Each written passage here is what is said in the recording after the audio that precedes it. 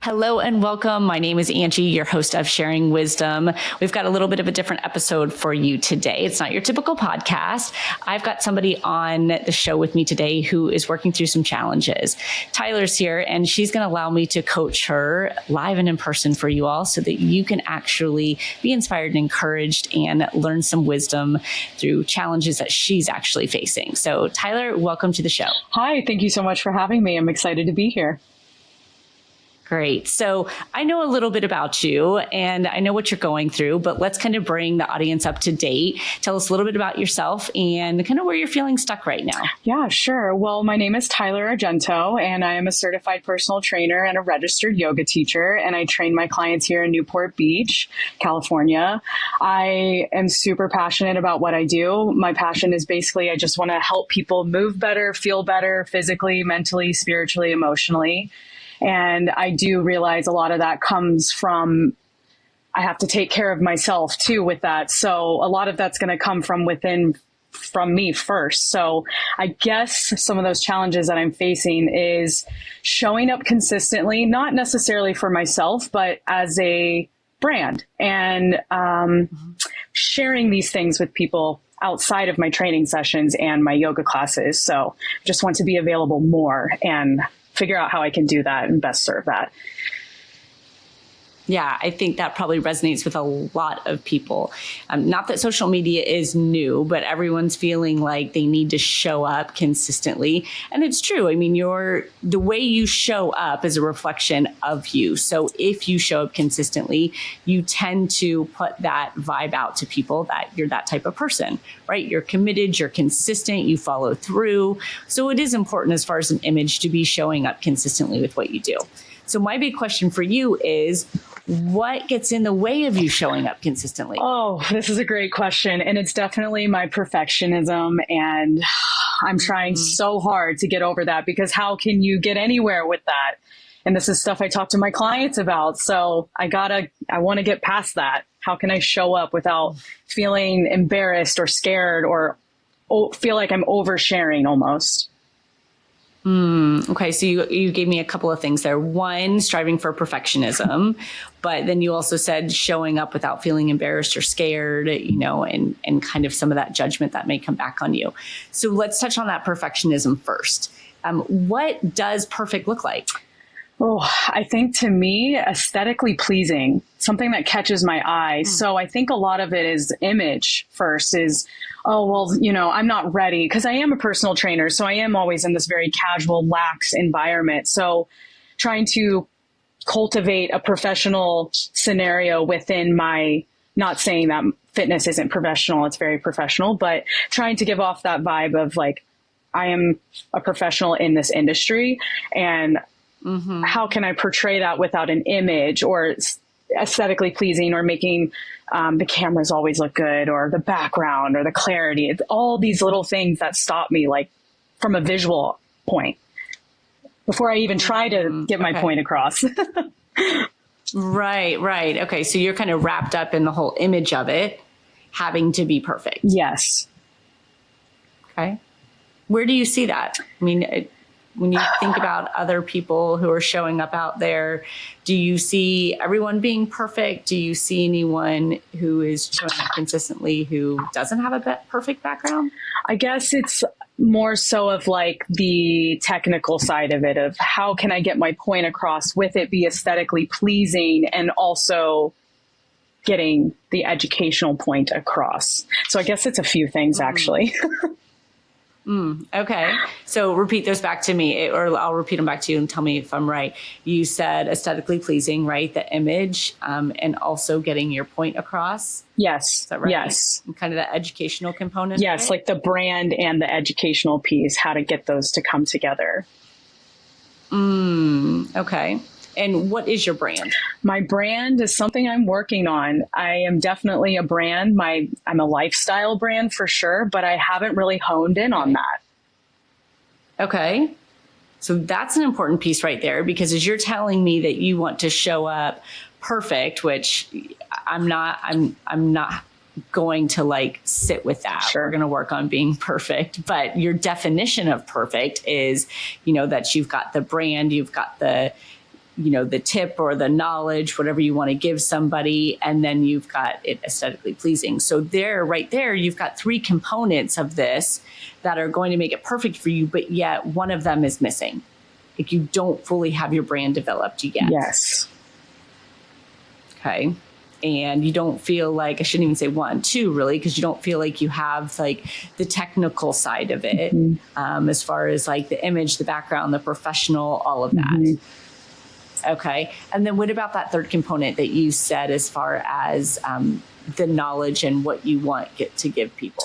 I guess it's how do I want to portray the message or the educational piece without overwhelming clients? And it's almost like there's so much, it's overwhelming and I don't know where to start. And that I think is where the perfectionism comes in, because it's like, oh, well, I need to start at maybe this or this or this. It's very like black and white in my head, but also I have a lot of color as well. So I just get so overwhelmed, which I think is a big part of it too. Yeah. I mean, the overwhelm, it sounds like it's causing the challenge, right? You're not taking any action when you get in that state of being overwhelmed. Yes. Okay. So all these pieces that you're trying to filter through when you say like, I want it to look good. I want it to come across without being, too much information, and I want my brand to be in there. Who are you kind of running those filters through? How are you deciding what that is going to look like and what's right or wrong? It's a good question, because it's all being filtered through me right now. Okay. And it doesn't get very far because I am not prioritizing it, because I'm working with my clients, which is great, but I get stuck there a lot, working in my business instead of on it. And that's something I would like to work on. Yeah. Okay. And, what's the shift there? What has to happen in order for you to work on your business and not just in it all the time? I think systems and processes. I need better systems and processes. But again, that's overwhelming because I don't know where to start. Well, that's broad. I mean, you went from one space of going, I don't have time to work, on my business. I'm working in my business all the time. But then you go to this very broad term of like systems and processes. Let's get back to just what you want right now, which is to show up consistently. So before we create a system and a process, which just kind of almost those words are overwhelming, right? Like, yeah, it's broad, it's big. Like, what am I going to create here? How about just dedicating time on a daily or weekly basis to create content? Yes. That's your simple system or process right now. It could be as simple as 30 minutes a day. I'm going to film some content. Okay. And I don't even care if you post it. Don't even worry about posting it right now. All we're doing is some trial and error to get you comfortable and to figure out what's right or wrong. Because the problem is you're trying to figure it all out up here. Yes. And you won't know until you take action. That makes sense. Okay. Right? And so you're trying to create this perfect picture of what it's going to look like, but you haven't even like done one run through to go, wow, I like this. I don't like this. This is what I would change. This is what I won't change. Right. Yeah. I haven't even given myself a chance to figure it out. Right. It's kind of like if someone came to you and they said, Tyler, I want you to create the perfect workout for me. The perfect workout right out of the gate. You don't get to do anything with them. You just create the perfect workout for me. Reps, intensity, weight, all that. Can you do that? That sounds a little overwhelming, but yes, we can do it. But no, I see what you're saying. Like I want to observe the client first. I want to see how they move. I want to make sure I'm giving them the best option, meet them where they're at physically before just throwing this program on them. That totally makes sense. Right. You can't possibly know whether is she going to be able to squat 50 pounds? She's going to be able to squat 150 pounds. Like, how are you going to create this perfect workout? Assessing. You don't even know. Yeah. Well, you haven't assessed anything. That makes sense. Okay. That already makes me feel better to take the perfectionism away, because now it just sounds more like an experiment. I'm collecting data. That makes sense to me. Absolutely. Yeah. You're just collecting data. Okay. And I think you've got 3 valid points that you want to kind of filter those metrics through, right? You set up your camera and you create content and you go, what do I like about the way it looks? what do I think about the information I give? And is my brand associated in there? So you've got like 3 questions that you can constantly assess your content on until you start tweaking it. Got it. Right? And then you'll have a little bit of movement in the way it looks, in the way you deliver something, and your brand in there. I love that. Okay. That makes sense. So as we kind of work through that, and I see you kind of nodding and getting clarity and almost a lightness about you of like, okay, I can do that. Yes. Right? Okay. So let's kind of play it out then. So say tomorrow morning you start creating content. You ready to do that, or what shows up for you? Yeah, I'm ready. I can film some stuff. I can designate some time. Okay. Yeah, tomorrow's a good day for that kind of stuff. So yeah, I can. Okay. Yeah. So does it feel like that block is removed on creating something? Truly, yes. Because now that I'm looking at it as more of an experiment and collecting data in order to help me in the future, it really takes away the pressure and the overwhelmingness, because I'm just trying to create something, which is fun. Yeah. It's fun. Right? Yeah. Okay. Good. So you've kind of reframed this. Cognitive reframing is what you're doing right now. You're looking at it from a different perspective, and you're not going, I got to create content that's perfect, that's going to make someone want to work with me and love my brand and all these other things, right? You're just creating to learn and to experiment and to get to the place where you want to be. Yes. You know what I find is so interesting? Every time I help someone with their content like this, they are always pleasantly surprised. And I always hear, it wasn't that bad. I actually kind of liked it. That's so awesome. And they're kind of shocked at that. So I think you're going to find that it's much more enjoyable and you are much more further along than you think you are. Yeah, that's so cool. Right? Yeah, I already feel better about this. Good. Okay. What else gets in the way? If it's the perfection, we've kind of removed that aspect of it. You also mentioned, well, worry about the fear and the embarrassment and the failure. Does that still show up in this scenario now? Yes, I think I have a block with it because there's a lot of coaches out there and there's so many ways to do the thing.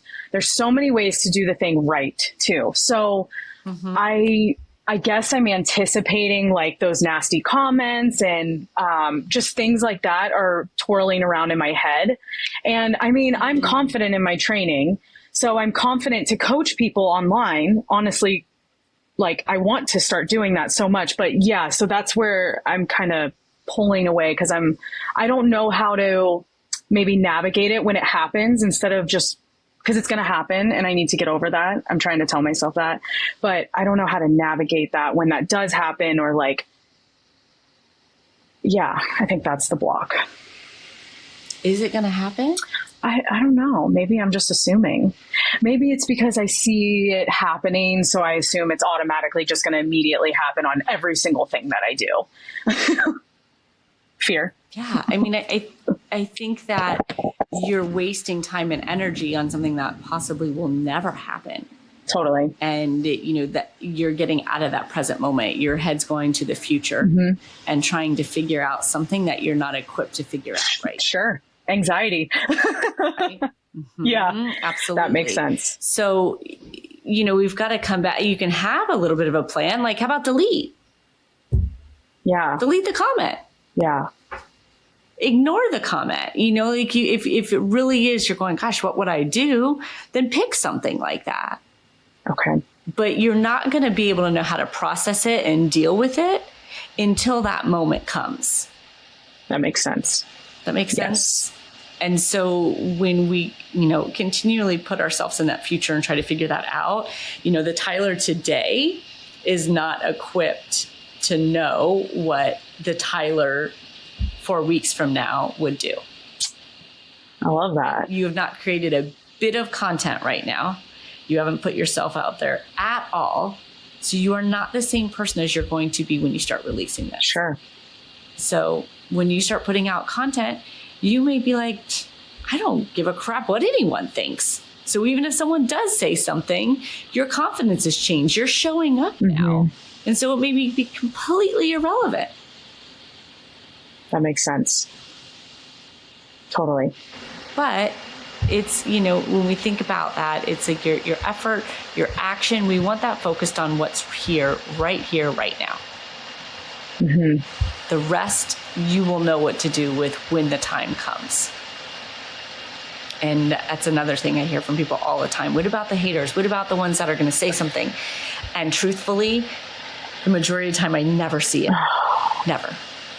Okay. And true confession, I used to, you know, I thought about that one point in time too, when I started doing my content, and I thought, oh my gosh, what will people say? You know, what if they say something online? I literally, in all the time I've been doing this, I've had one person say something negative. One person. Okay. And they actually sent me a private message, and that was it. And I was like, wow, wonder what's going on with that person. Yeah. Delete. Yeah. So give yourself some credit that in that moment, should something happen like that, you're going to know what to do. Okay. Okay. What other kind of fear, embarrassment, anything like that that's coming up that might get in the way for you? Maybe it's just putting out the right content. Define right for me. Like, is this going to be helpful? Is this repetitive? Does this sound redundant? Have I already done this? For example, like food. I eat a lot of the same things over and over again. Like, is this inspiring to people still? Like, because a lot of the things I do are very repetitive, but that's what works. So I think that's part of it too, is like, how do I show up consistently and stay inspiring people, even though what I'm doing is redundant? But I trust that process. So I'm happy to share it, but how can I share it authentically and keep sharing it and keep showing up and doing it? Does that make sense? I'm sorry. It does. No, but you said a couple of interesting things there, in the sense that you said, you're asking all these questions, like, how do I, you know, show up and have them like it, or have it be valuable or not redundant? And so my first thought is, well, who are you asking these questions to? Are you trying to gauge the mind of every single person who's looking at your content? Oh, yes, that is totally a problem that I have. Or that's not a problem, but yes, something I think about often. I haven't honed in on a niche, and I find that's where a lot of my overwhelmed thoughts and feelings come from, is I'm trying to please everyone. So of course, then I'm going to think I'm going to get negative hate back from people, because it's, hand in hand. It's an impossible mission. Totally. Impossible. The world does not all think the same. So it has nothing to do with people, whether people like you or not, but the fact that we all think differently automatically is going to have probably 50 people on your side, 50% of the people who believe in what you're saying and like it, and 50 that don't. You just have to kind of go with those numbers right out of the gate. Nothing wrong with that. Doesn't mean that they don't like you or that you're a bad person. People just have different opinions. So we have to take that out of the equation when you start asking yourself those questions, like, wow, are they going to like it? Are they going to think it's valuable? Are they going to think it's repetitive? You're talking about an imaginary, fictitious person right now, because there is not one person that encompasses the whole viewership and world of who's watching your content. Right? You're speaking a little bit to what's called your avatar, your client avatar, which is like your ideal client. And, you know, I have kind of mixed emotions about that. It's good to know who your client is. And if you have a niche, you'll have that ideal client. But I still always defer back to what's authentic to you. Are you selling to your client, or are you showing up just authentically and talking about the things that matter to you? Then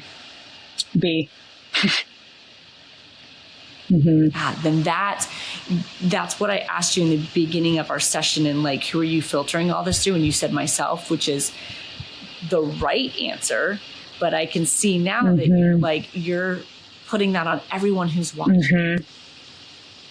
And I want you to be able to answer that question. You do a video and say, does this sound redundant to me? No, it doesn't. Is this valuable to me? Yes, it is. Do I like it? Yes, I do. Okay, then that's it. That means it's authentic to me. I love that. And then you only have one person, right, to filter all of this through, yourself, your true, authentic self. But when you go down that rabbit hole of what are they going to think? What are they going to say? Are they going to think this? You don't have a superpower, unless I'm wrong, of reading people's minds. No, I don't have that. So you're never going to know.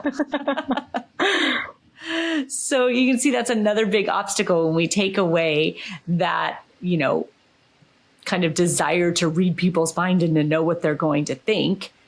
Gosh, that takes a lot of weight off our shoulders to just go, what do I think and what do I want to put out?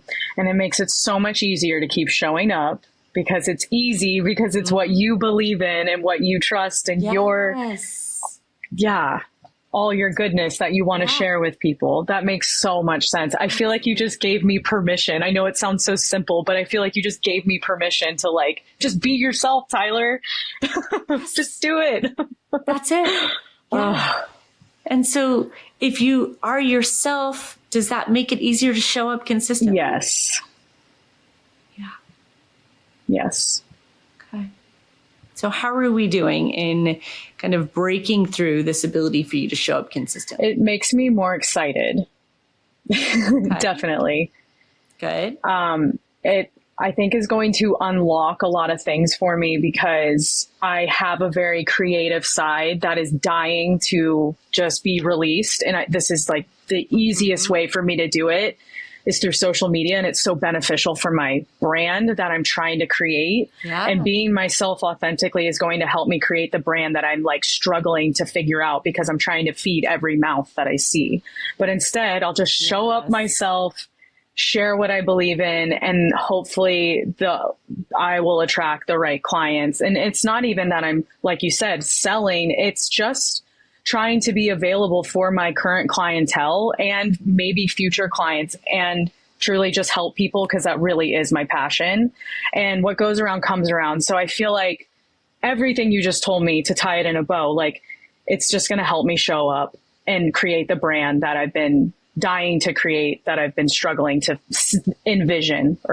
see. Yeah. Yeah. And you will. Your brand will magically appear before you when you start showing up authentically. That's so cool. You'll start to know.